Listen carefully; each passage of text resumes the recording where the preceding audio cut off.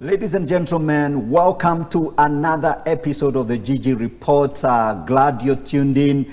This is, another of our exciting show. Today, I'm so excited that there is a very, very important conversation I want us to dive into. I have an interesting guest, a friend of mine, and man, I want you to be ready. Sit back and join us in this conversation. Those of you that are watching on social media platform, Elevate TV Kenya, Facebook page, YouTube channels, please share.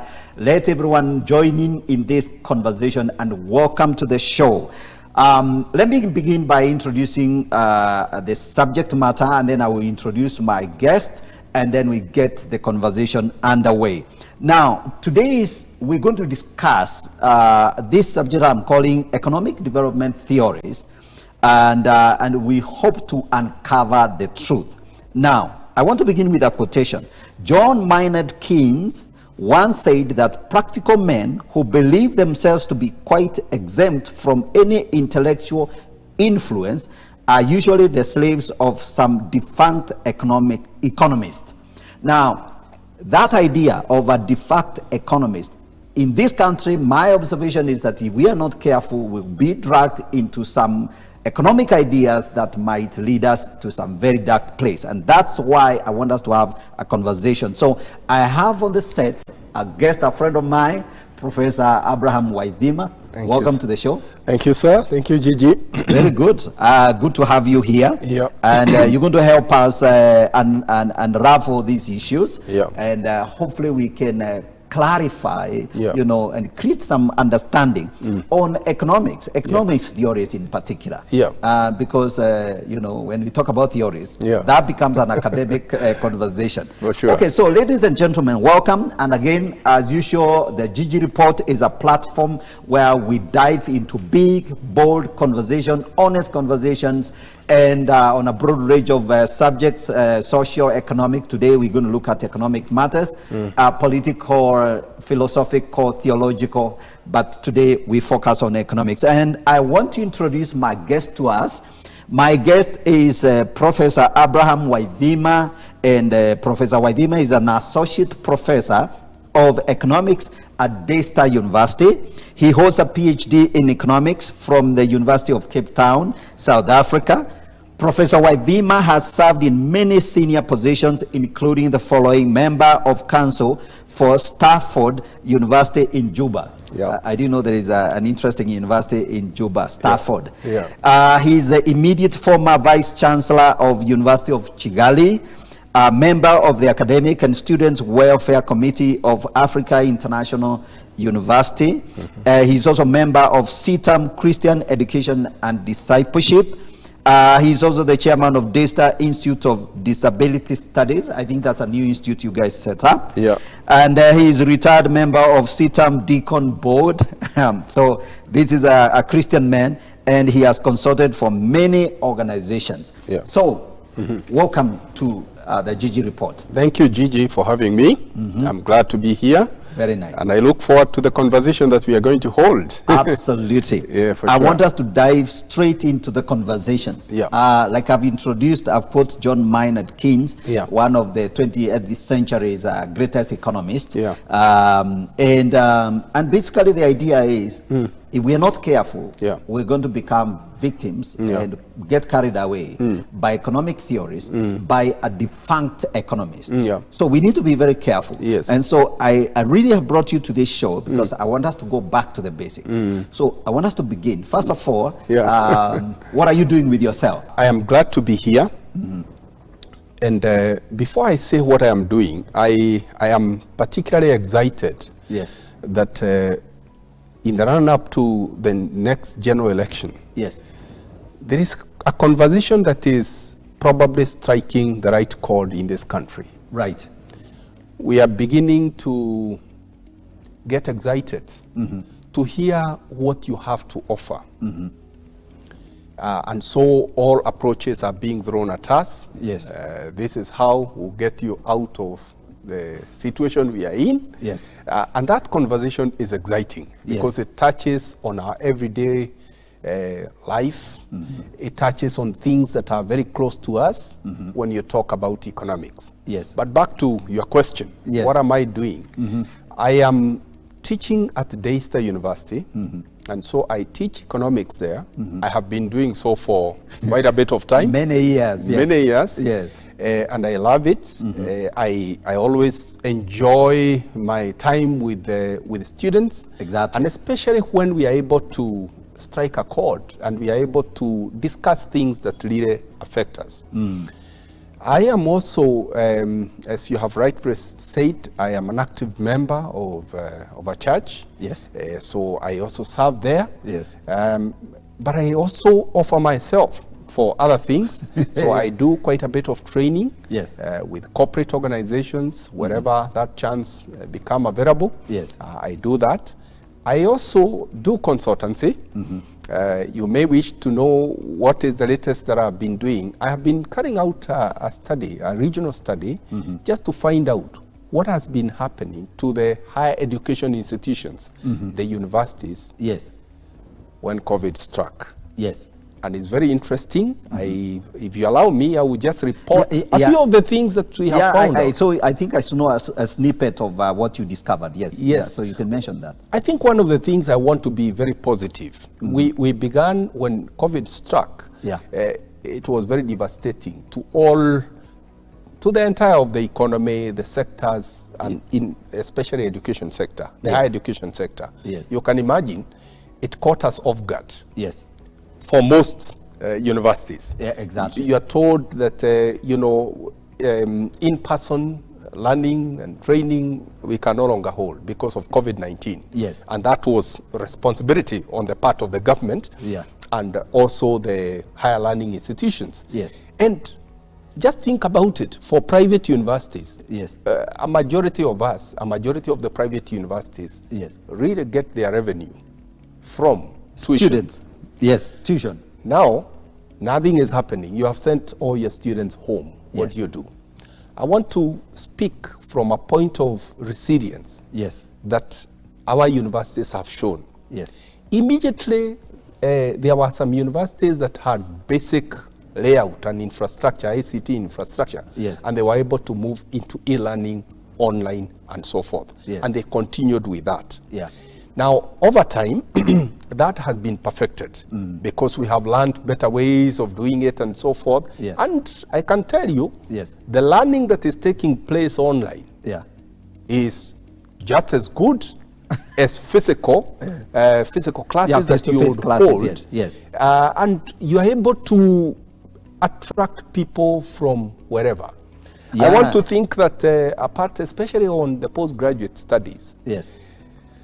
I don't see a number of them returning physical in the near future because for You postgraduate, teach postgraduate students. You teach both masters and PhD. I do. Yes. And now they can hold classes. I can hold classes with them Yes. from wherever. Yes. And I'm able to invite a guest lecturer, Yes. a guest professor Yes. from Harvard University, Wow. because all I do is to give them The link. the login credentials, Yes. they come into class, and Yes. we are able to interact with them. Absolutely. So things are becoming better. I would like to be in your class, especially when you bring in the Harvard, professor to comment on some of these things. So, For sure. So you found out from the snippet I read that Yeah. actually East African universities, Yeah. Kenyan universities in particular, Yeah. have done much, much better. Yeah.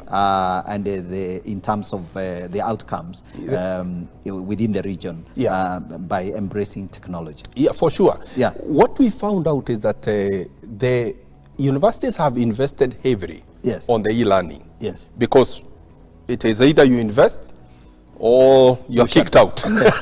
Yes. And we found that the Kenyan universities have invested much, much more than our counterpart in the region. Yes. I think truth be told, we have more universities and so forth. Yes.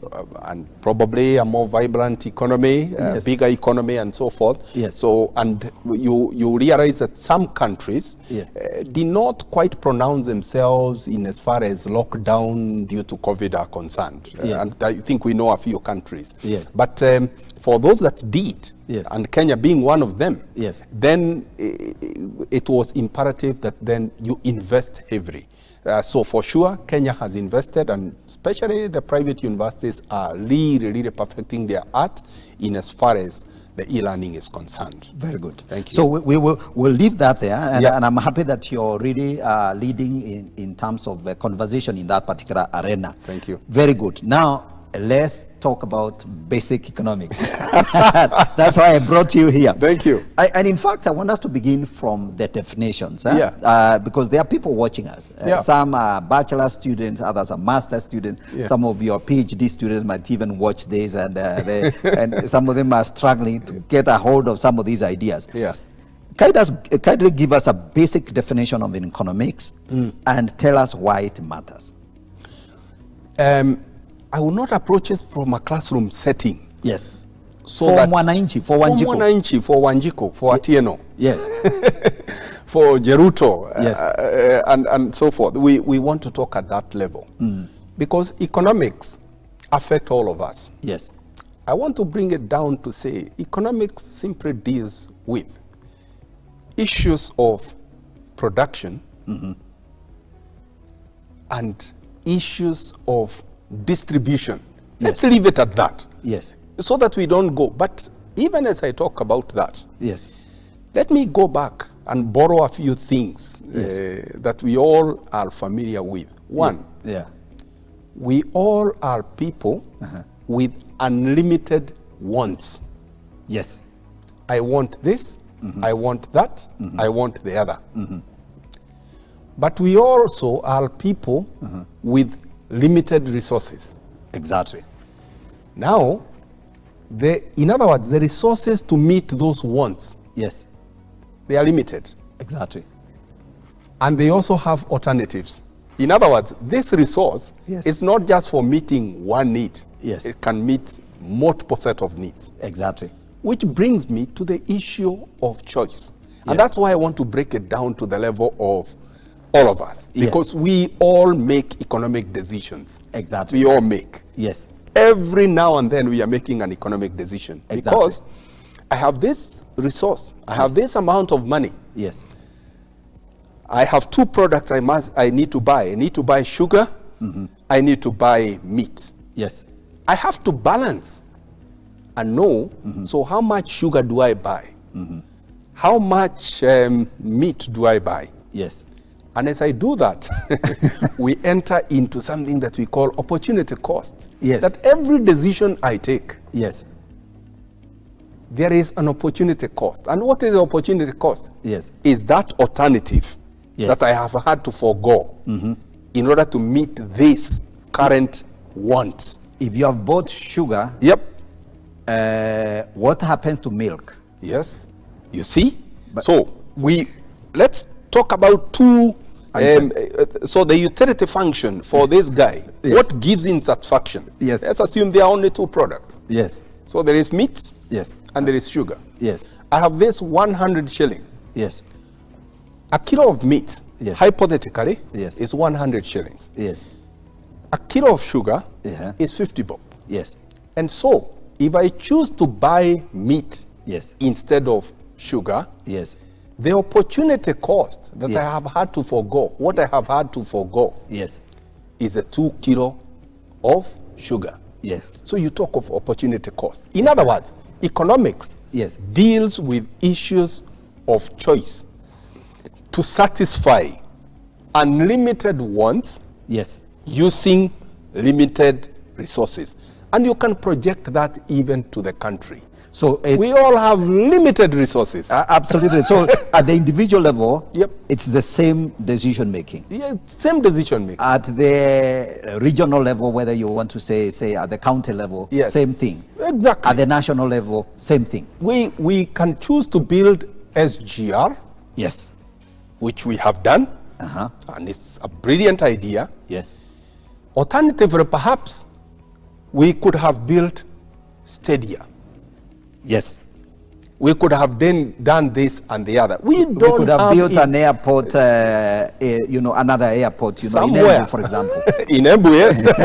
Or Kinangop. Or your village, yes. Yes, my village. Why isn't your village having an airport? Very good. So you could raise that and you can campaign on And that ground. that's an economic decision. Exactly. So in other words, by putting up an airport Yes. in Kinangop, Yes. so what benefits does it bring to the economy, to the country, Exactly. as opposed to building an SGR? Exactly. And those are the decisions that a country, the people who are driving the economics of a country, they have to consistently evaluate cost-benefit analysis Yes. of every strategy, every investment that they think about. They should ask themselves, could we have made better use of the resources that we have by doing this other thing? Absolutely. And I guess that's where now politics comes in. Okay. I was going to drag that thing into this conversation. Although we want to try and keep a very pure economic discussion. Okay. But we can't avoid bringing in the political side of it. For so sure. it becomes choices, allocation of resources. Yes. And whether you're talking about the individual level, Yeah. the household level, Yeah. and that's where, by the way, microeconomics is about the individual and household. Yes. And macroeconomic is at the aggregate level. At the aggregate level. At the national level. Yes, for sure. Absolutely. Yeah. Yeah. So just think about it. Yes. Including our devolved units. Exactly. Our counties. Yes. My county of Nyandarua. Yes. Vis-a-vis county of Embu, Yes. Vihiga County, Yes. Homa Bay County, and so forth. Yes. Now, I guess the reason why we devolved and we chose this is a good system for us. Yes. Is that you as Embu, Yes. you can chart your own way because there are things you can do better Yes. than Kinangop. Exactly. You can't take what is in Nyandarua Yes. and duplicate in Embu. Exactly. Because it's a different setup of climatic condition and so forth. Yes. So you chart your own way. But Yeah. even as you do that, please know Yeah. we have limited resources. Exactly. And so we've got to make better use of the resources that we have. Absolutely. Absolutely. I think matters well said. We are clear. Yeah. And it doesn't matter what a politician tells you. Yeah. Even if they shout how hard, it's all going to come down to decisions about allocation of scarce resources. Scarce resources. And underline that. Underline that. Yes. Scarce resources. They will never be enough. No. Okay. Very Yeah. good. And I think we have linked to why that is important. Yeah. So now the conversation is of course, if you've been watching news, Yeah. you know that there are theories, Yeah. economic theories that have been thrown around. And while we want to stay as clear as possible from this conversation being about personalities and politicians, we'll let politicians be. Yeah, Let them of course. push whatever agenda they want to push. Yeah. And that's their domain. But now we must come back to the details. Yeah. The minute somebody talks about a theory, Professor Waidima comes in. Yeah. Because that's your domain. Yes. So can you please clarify for us? Because I think I am worried because the minute you say there is a bottom-up economic theory or model, Yeah. once you introduce, first of all, what is theory, what is a model? That's a question I think Wanjiku needs to understand. Let me, before I answer that question, before we get into that, Yes. Perhaps for the clarity of our viewers, Yeah. Because we as a country, and indeed all the countries of the world, Yeah. choose a certain economic system that Yes. they want to Go into that, yes. that they want to embrace, Yes. and they think it is better for them, and it has worked for them. Yes. So there are three economic systems. Yes. And by systems, what I mean, Yes. we have two mainly economic agents. Yes. Just think about that. Yes. Keep that at the back of your mind. Yes. You have households Yes. who are the owners of resources. Yes. They own labor. Yes. They own capital. They can invest it Yes. in various ventures and so forth. Yes. So you have households. Yes. It is we, the Yes. owners of the resources. Exactly. On the other hand, you have farms. Yes. Farms deals with issues of production. Exactly. So we sell our labor to the farms. Yes. The farms produce goods and services, and they sell to us. Yes. I want you to see that cycle. That's what we teach basic economics. Very good. That's what we teach, yes. So, what differentiates an economic system from one to the other is the involvement of the government in between. Yes. So what is the role of the government? To answer questions of what to produce, how to produce it, and how to distribute it. Exactly. We are together. Yes. So we have these three economic systems. One, we have what we call the command economy. Some people say socialist system and so forth, where all decisions are made by the government. Okay. The government makes decision what to produce, Yes. how to produce it, Yes. and how it will be distributed. Okay. We don't have too many countries, but the former Soviet Yes. is one very good example. Classic Currently, example. we have North Korea and so forth, Yes. who are still hanging on Yes. to that economic system. Okay. The second system, and it has, of course, its own advantages and disadvantages. We are not and there are degrees and variations. Very good. Into the intensity of the command. for sure. Yes. The second one is the free enterprise economy, Yes. the capitalist system, if you like. Yes. Yeah. The evil capitalist system. I'm throwing that in. Let's not baptize it for now. I'm throwing that in just deliberately, but let's forget it. Thank you. Yes. No, you're right. Yes. So the free enterprise economy is where you say economic decisions are made by the private sector. Okay. They are the ones who know where to invest. And they will produce that which they think they can sell, and so forth. Exactly. It can go to the other extreme. Yes. It becomes too much, and so forth. Yes. So what does the government do in the free enterprise economy? Yes. The government simply does provide an enabling environment, making the right laws and registration Yes. to make sure that businesses operate efficiently. Exactly. The third economic system is the one that we call mixed economy. Yes. And nations of the world, Yes. a majority of them fall into that. Okay. Mixed economy. Yeah. You have a bit of the free enterprise economy, Yes. where the private sector thrive, and you have a little bit of command system, or rather you have the government getting involved Yes. in business enterprises. Actually, yes. Yes. And a Yes. very good example is our country, Yes.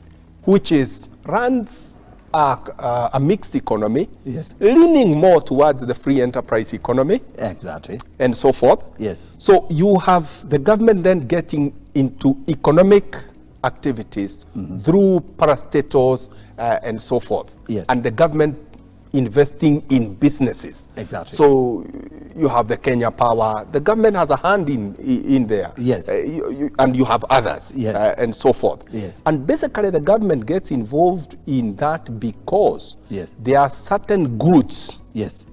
there are certain services that you cannot relegate to the private sector. Yes. Chief among them Yes. are things like infrastructure. Yes. Can you imagine if you commercialized every infrastructure, the roads, the water, the what? The railway. Yes. Yes. Including defense. Yes. I mean, Get some private contractors. Yes, set up factories. That I need to defend myself against Al-Shabaab, provide my own security system to be able to defend myself and so forth. There's no way. The private sector cannot be able to do that. So the government has got to come in. Absolutely. So ours, even as we talk about whatever other approaches that we want to introduce, please know that we run what we call a mixed economy, but heavily leaning towards the free enterprise economy. Absolutely.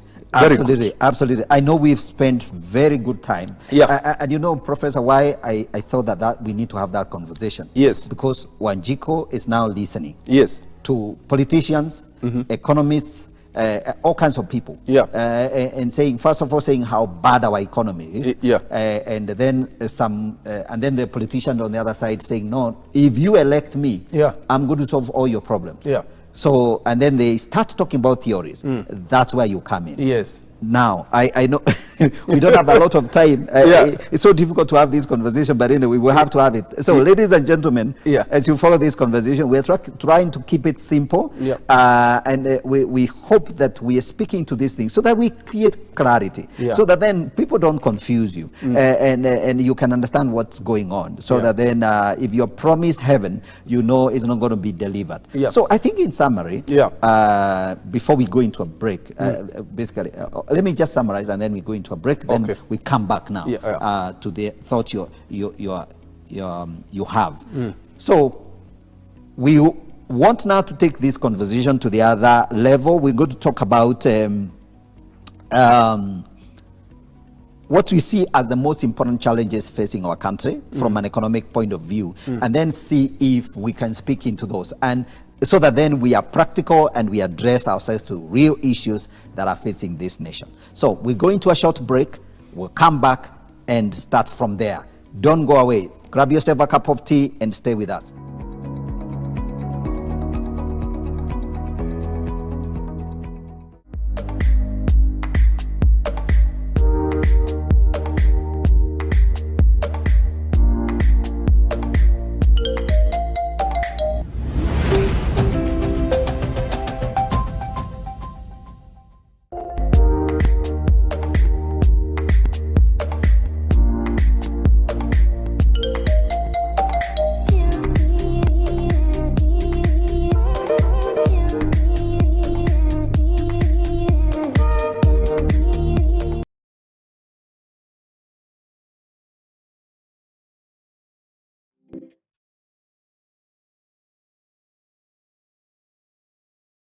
Hello children, welcome to Kids Arise. But the Spirit produces love, joy, peace.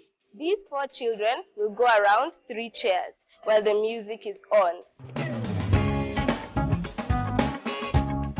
And whoever misses a chair is out.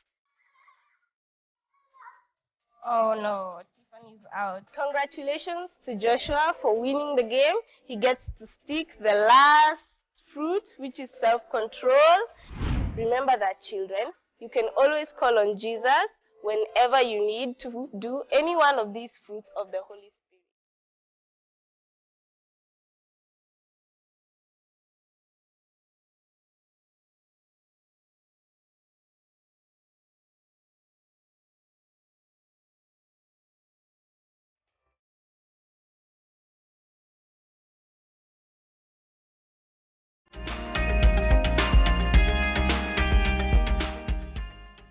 Welcome back. This is the GG Report. I'm your host, Godfrey Gichuk, and I believe you're enjoying this conversation. We are on a very interesting discussion here, economic theories, development theories of economics, and we want to uncover the truth. So before we went into a break, we were talking about the three main models of economic systems, not models, that govern most of the countries in the world, and the professor has enumerated that very clearly. Now we want to look at specifically our nation. What are the real economic issues and challenges that are facing our nation? So, Professor, that's where we want to start. Let's go into this and dive into it. Thank you. Big time, right? Thank you. Before we talk about the problems, yes, I like that, because sometimes I think we get very consumed by talking about problems. Exactly. I think let's first of all talk about the positives. Yes. In this country. Yes. I have done a bit of travel, not as much as I would love to, but we have a beautiful country. Absolutely. We have a good workforce, human capital. Yes. We have a constitution that has been held. I am sure you know that. Yes, yes. You have a system that is other countries can only envy. Not that we don't have challenges, we have very many challenges. Yes. But let's start from there. Yes. We have something that is working. We have something that is working, please. Yes. The enterprise that you see in this country, that I can start from that low level. Selling probably climb by the roasted maize by the footpath and make steps. Yes. Let's please appreciate and celebrate that. Yes. We have a country that has some infrastructure that is good enough. It can of course be improved. Yes. But let's start there.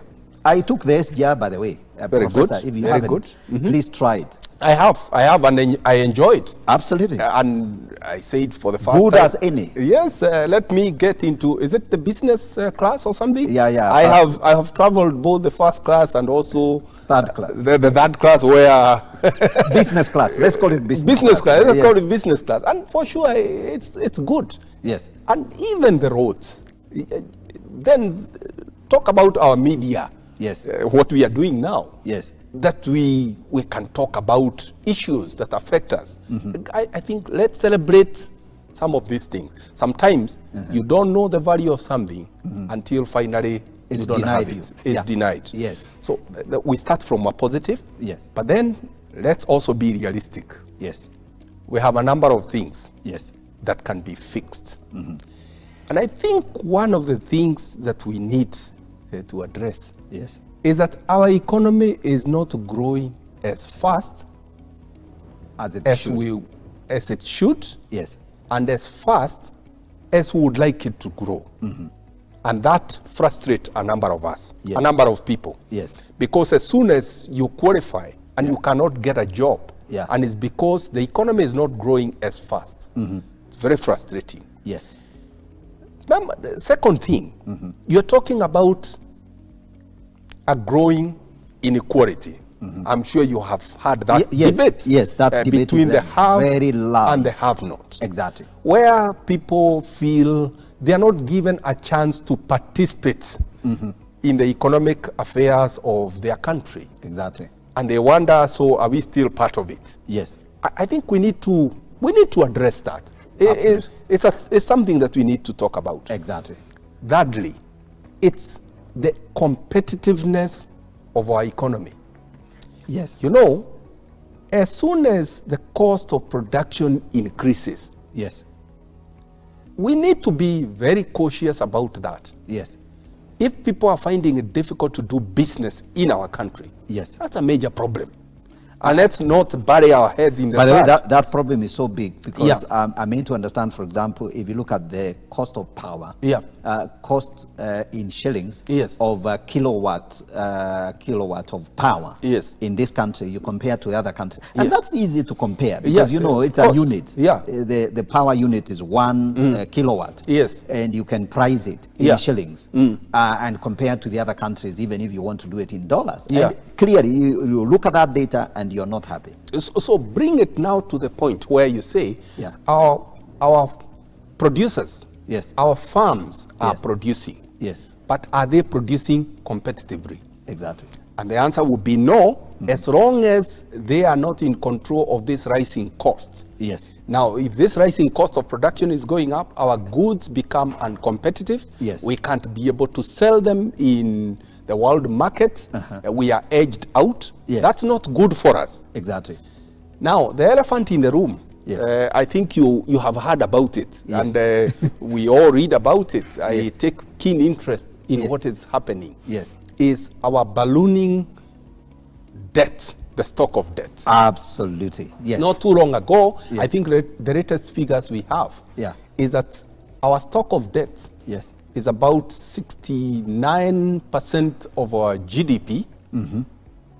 That's not good for us. That's not good. IMF will recommend Yes. that you shouldn't have it beyond 40%. Uh-huh. Now, that's not good for us. Yes. Are we able to repay the loans? Okay, but I think IMF has been shifting goalposts, because the last time I read, Yes. maybe it's the economists they're confusing us, Yeah, you know, and yeah. so you are here, so you must clarify. Yeah. Some have said 40%, others have said 65, others have said we can tolerate 70%. Yeah. We are at 69. Yeah. We are only headed in the upward direction. Yeah, of course. So I think that's the conversation we are not having.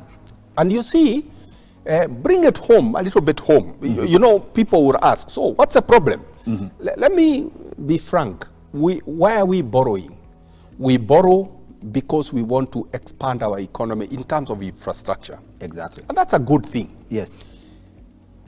I think you have heard it said, infrastructure takes quite a bit of time for the benefit of it to percolate Yes. to the rest of us. Absolutely. So in the meantime, we must repay these debts. They are falling due. Yes. And you are having it difficult to be able to repay. So what must you do?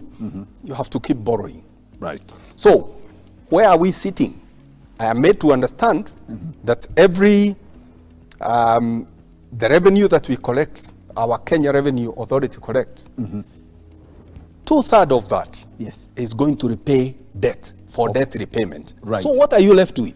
You're left with a third. Like to a manage. typical employee. Yes. Professor Wadima, when you go to the bank and you're trying to negotiate something, Yeah. they will say, you know, your debt portfolio should not be more than 60%. Yeah. So they can allow you to survive with 30%. Yeah. But if we have a scenario like that in our country, we are in trouble. Yes, and you know what what happens? Where is government going to collect money from, to get money from, to be able to repay? Yes. The government will tax. Exactly. I think you have heard of late Yes. that the fuel prices are going through the roof, and everybody is concerned. Yes. But break it down. Break that down. This 134 shillings that I pay for a liter of 0.7. that I pay for a liter of petrol. Yes. What is made up of that? Yes. And you realize more than 50% of it Yes. is actually tax. Okay.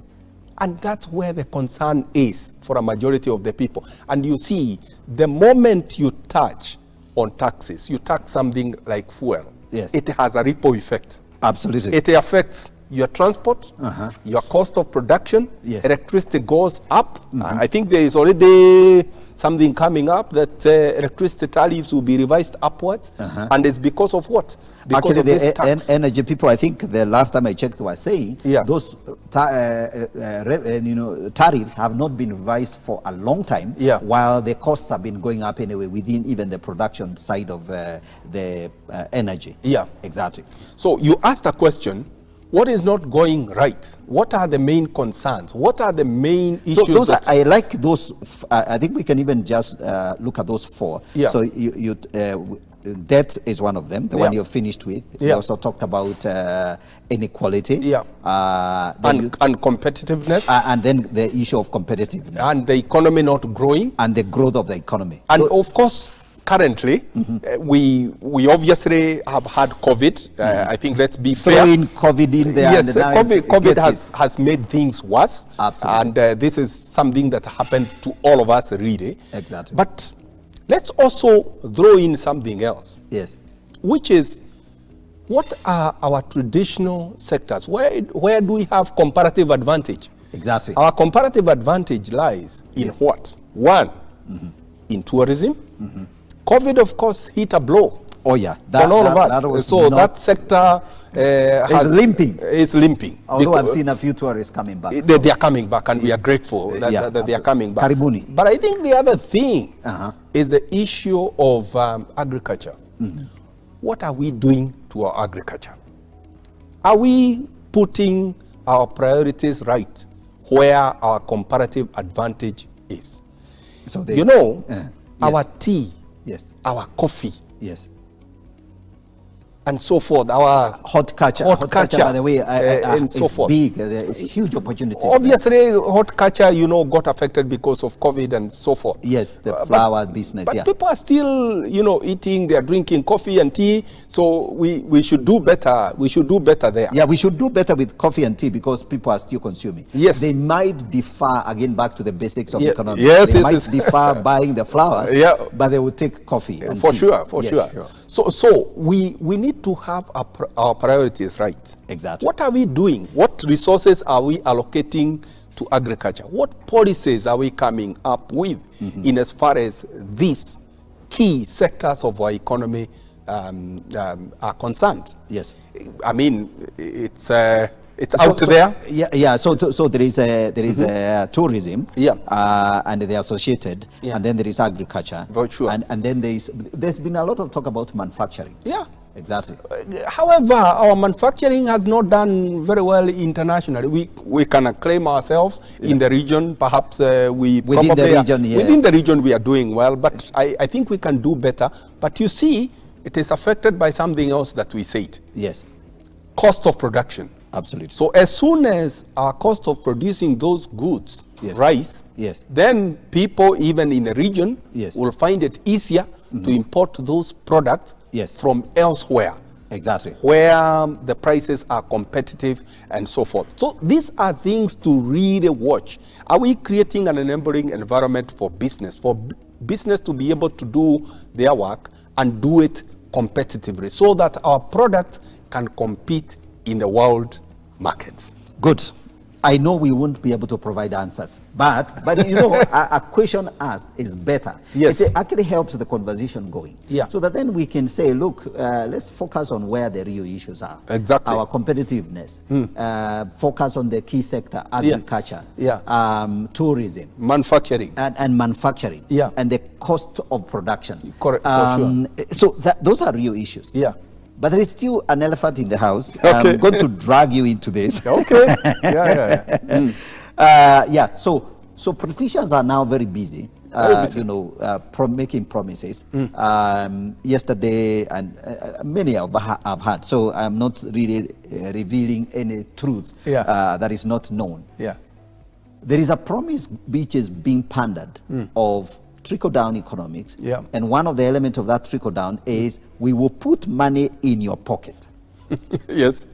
And there is another theory which apparently is the counter theory of trickle-down economics. Yeah. And the minute you attach a theory to it, that's where now you come in. So, and I don't know, we don't have enough time. Yes. But I think, Professor, you can actually clarify. Yeah. What is this trickle-down? What is this bottom-up? And why must it be contrasted with trickle-down? And how will it really make a difference? And how can a politician promise to put money in people's pocket? How will that happen? Very good. Big question, but you just deal with it. Yes, for sure. So we have these, I choose to call them approaches to growth. Okay. Economic growth. I like that. So an approach, one is trickle-down effect. So let's tell our masters and the PhD students, forget about theories. Call them approaches. An approach. We can live with that. Yes. The trickle-down effect, what basically the pure sense of it is that it says give incentive in form of tax cuts Yes. to businesses, to big corporations. Yes. Because then they become competitive, they will grow, and they will offer employment. In other words, the benefit of that will trickle down to the common people. Exactly. That's the whole issue. So you start at the top level. It's a thinking, look, let's support all these guys who have the capacity. Who have the capacity. Exactly. Yeah, it has its own benefits, but it has challenges and limitations. Exactly. It has been seen not to move as fast as people would wish it to move. It doesn't trickle down as fast as it should. However, in our local conversation, I am not very sure that when we hear trickle down, that is the conversation. No. I think what we hear is that we need to take money from somewhere, from up there, and from some people, some evil economists. I'm throwing mix to that.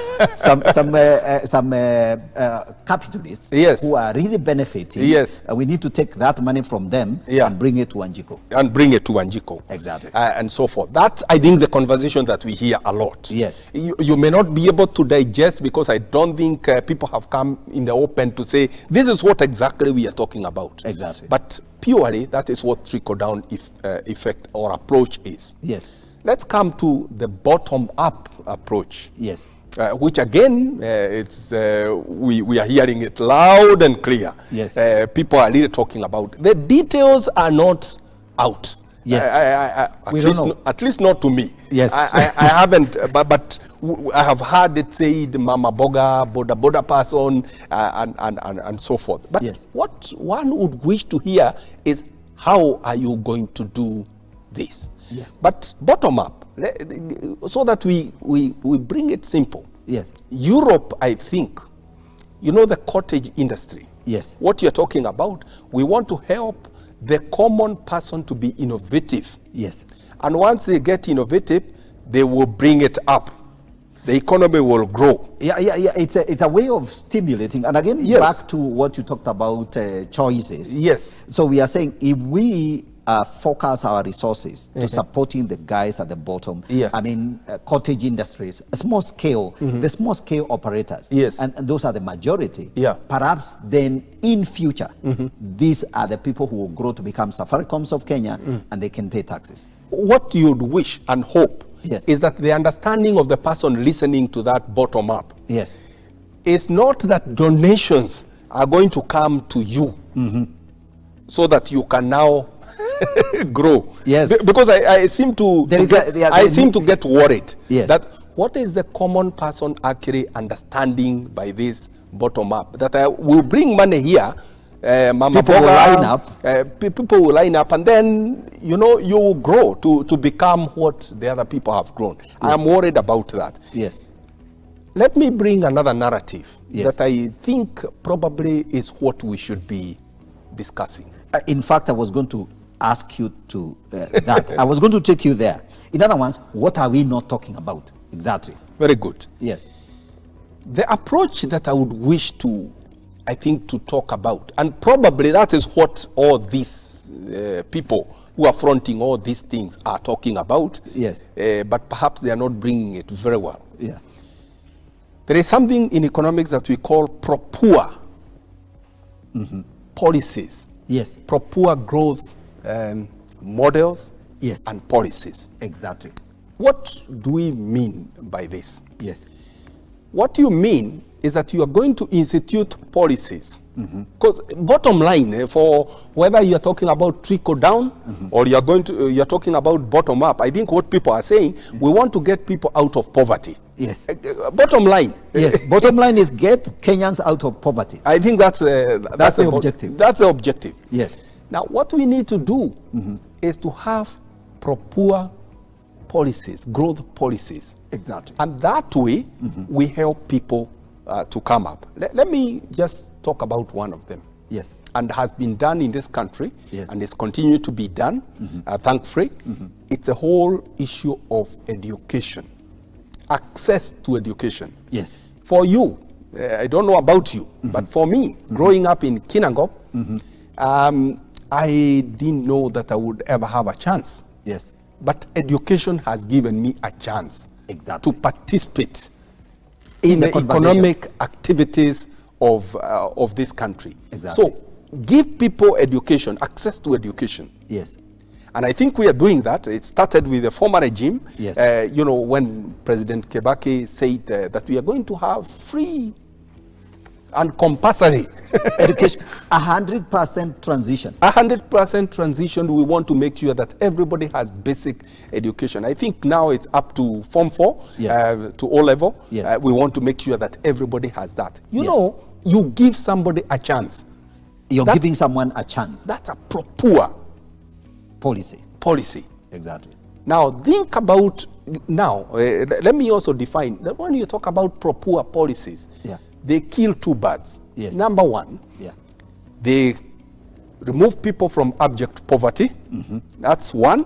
Secondly, Yeah. they also attend to issues of inequality.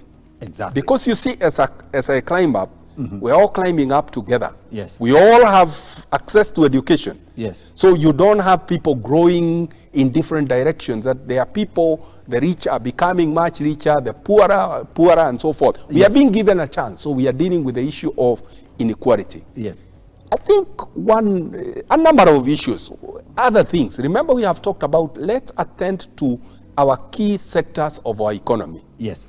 Tourism, agriculture, manufacturing, and we can go on and on. Yeah. But poor policy then will say, Yeah. what policies are we bringing to these key sectors of our economy Yeah. that house a majority of us? Yes. And you know that sector is agriculture. Yes. So what policies are we coming up with? Yes. Before we talk about that will bring something to you, Yes. what policies, what is our conversation about agriculture, about tea, Yes. about coffee, about sugar? Yes. You know, we are told that our sugar, the production of our sugar is very expensive. Actually, That's our sugar, our cost of producing 1 ton of sugar in this country Yeah. is ridiculous. It's ridiculous, and that's why people then prefer to import sugar from elsewhere. And government upon government have Yeah. promised to solve that problem. Yes. And they haven't solved it. They haven't solved that. Yes. The other thing is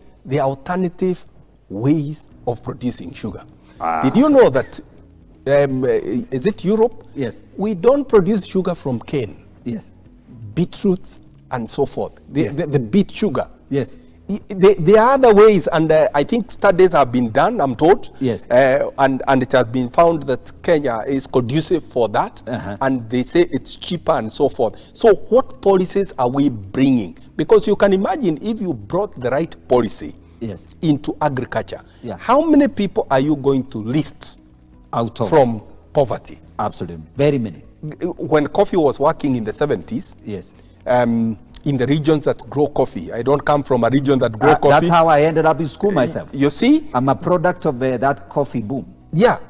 Then let's move to other things that we would call pro-poor. Yes. It is the health care. Yes.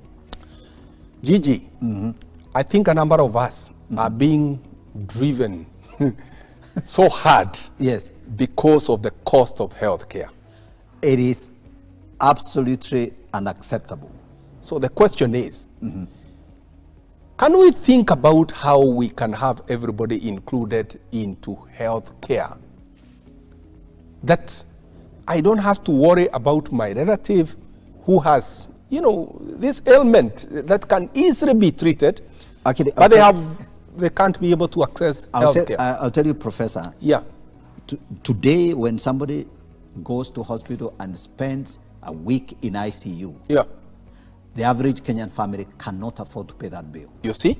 1 week. 1 week. Yes. For sure, and that's why all of us are being thrown into WhatsApp group to try and raise funds. Absolutely. And so forth. So pro-poor growth approaches and growth models. Yes. That's what we want. We want to hear, what are you coming up? What are you going to do about this, about that, about that? But when you hear words, and we all, I think, are fond of mentioning this. Yes.